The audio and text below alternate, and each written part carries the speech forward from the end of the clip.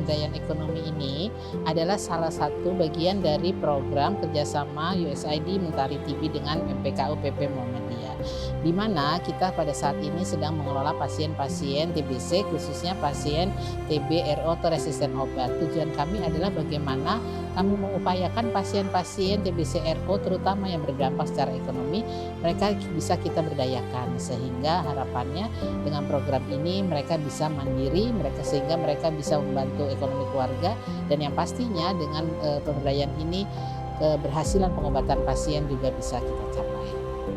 Dulu sebelum kena penyakit TB, saya itu kerja. Ketika TB, malah ya kondisi ekonomi saya terpuruk karena saya nggak bisa kerja, nggak bisa aktivitas, ngangkat-ngangkat berat juga nggak bisa. Dulunya sih kerja di supermarket itu menjadi pramuniaga. Ya saya mengundurkan diri dari pekerjaan karena sering opnam, keluar masuk rumah sakit.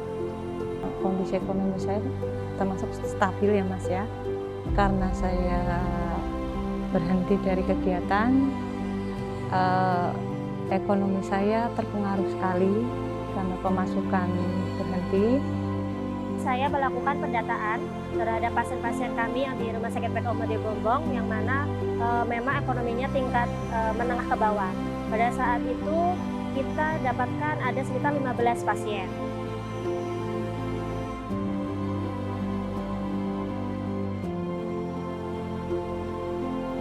Dulu itu saya diajak oleh orang dari Mentari, diajak ikut nggak mengembangkan ekonomi. Mau. Jadi begitu saya jawab mau, dari Mentari datang ke rumah kunjungan, menjelaskan programnya gini, oke, saya mau. Itu salah satu hal yang membuat saya semakin termotivasi lah, karena mereka juga peduli dengan saya juga harus mau bangkit gitu loh. Dan anak-anak saya juga, keluarga juga yang saya harus hidupi juga. Itu ya dua hal yang membuat saya termotivasi untuk bangkit lagi.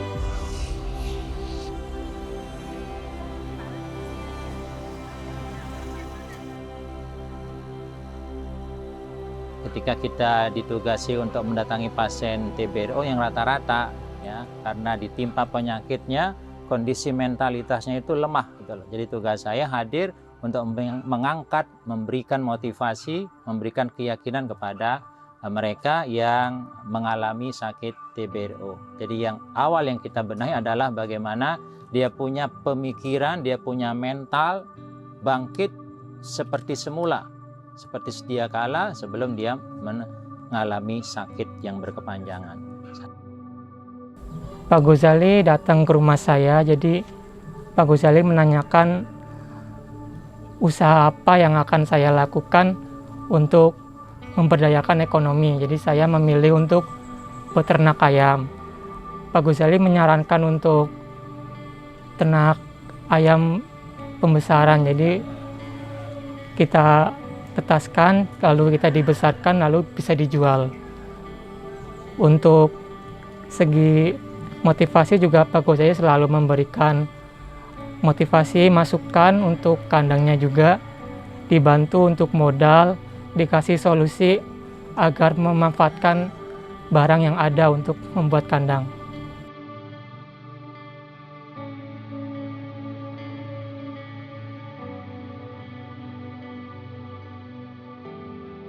Waktu pertama kali saya datang ke Mbak Reni, yaitu Mbak Reni waktu itu belum punya usaha, dia menginginkan usaha di bidang keterampilan.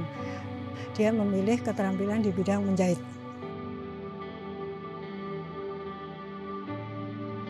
Ya, momen yang paling berkesan itu utamanya dari awal saya tidak tahu teknik menjahit, sekarang saya tahu teknik menjahit, bahkan saya sampai bisa memproduksi, sampai saya diajari bagaimana keuangannya, terus saya tahu pemasarannya itu mau ke mana, ke toko mana, saya diajak sama Mbak Nurfi. Dukungan yang saya lakukan yaitu secara alat-alat, yaitu mesin obras, mesin jahit dan perlengkapannya, serta saya melatih beliau untuk menjahit, memotong, dan memasarkan. Lalu setiap seminggu sekali saya datang ke beliau untuk melatih karena beliau waktu itu belum mengetahui banyak tentang teknik menjahit dan menguasai mesin serta pemasaran.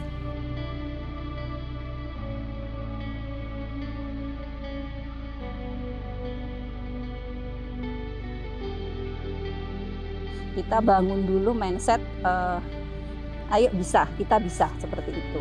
Kemudian setelah mindset terbangun, kita kasih pembelajaran, kita ajak beliau ikut itu pelatihan yang diadakan oleh Mentari TV.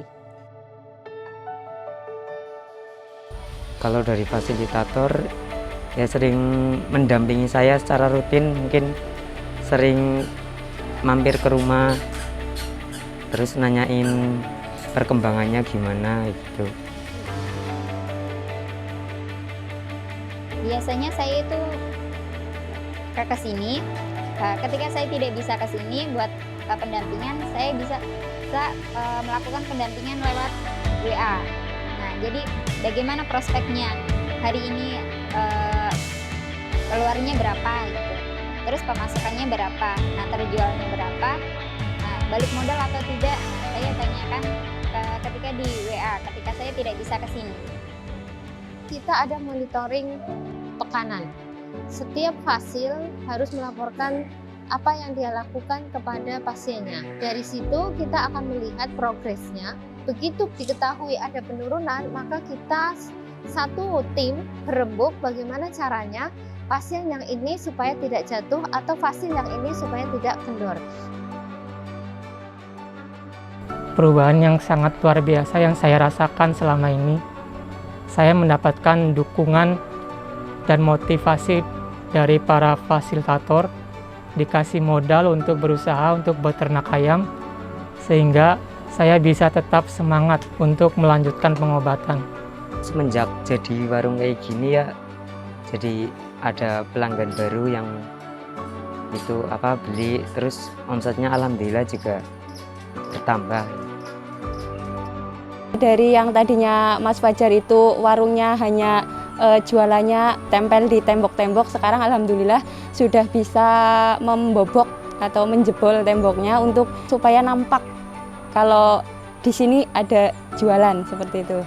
Dan untuk item barangnya pun bertambah, yang tadinya belum lengkap sekarang sudah alhamdulillah lebih lengkap lagi. Alhamdulillah ya, saya jadi ya mendingan lah dapat penghasilan. Sedikit-sedikit ada pemasukan buat jajan anak. Tadinya ragu mau jualan, takutnya nggak laku. Tapi saya beranikan diri aja. Kita support terus, akhirnya kan tumbuh itu kepercayaan dirinya, dagangnya itu mulai jalan. Akhirnya beliau memberanikan diri, ngeluarin modal pribadi untuk membangun warung yang lebih bagus dari sebelumnya. Yang terjadi setelah kita lakukan pendekatan, setelah kita melakukan pelatihan, ada perubahan mentalitas, kata kuncinya itu. Jadi kita mengupayakan mereka terlibat dalam proses yang menjadi pilihannya. Insya Allah ada banyak perubahan dalam prosesnya. Dia mau untuk menunjukkan bahwa saya bisa dan saya bisa memberikan manfaat untuk orang lain.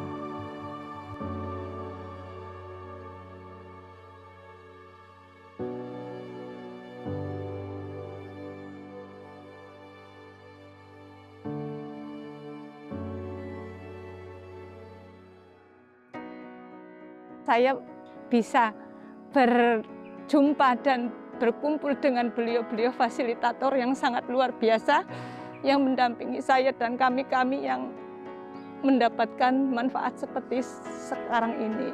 Tuh.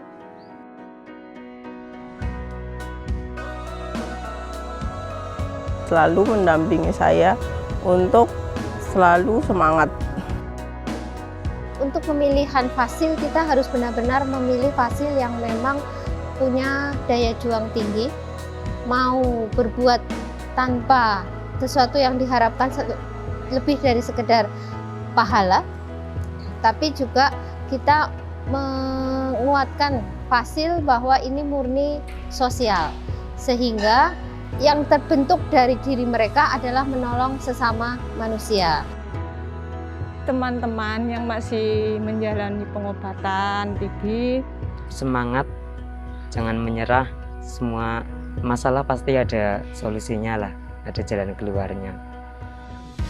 masih banyak orang yang membantu, masih banyak orang yang mensupport. Jadi terus lakukan pengobatan, jangan berhenti minum obat, sampai selesai minum obat, insya Allah semuanya akan berlalu dengan indah dan baik. Jangan malu untuk berobat, jangan malu ketahuan penyakitnya.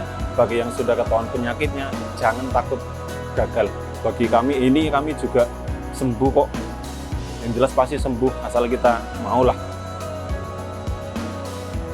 Ya, semoga selalu semangat, rajin berobat, jangan putus asa. Kita memang sedang diuji dengan penyakit ini, tapi kita harus yakin kalau Allah sudah menyiapkan jalan yang terbaik. Sudah ada obat, kita tinggal berusaha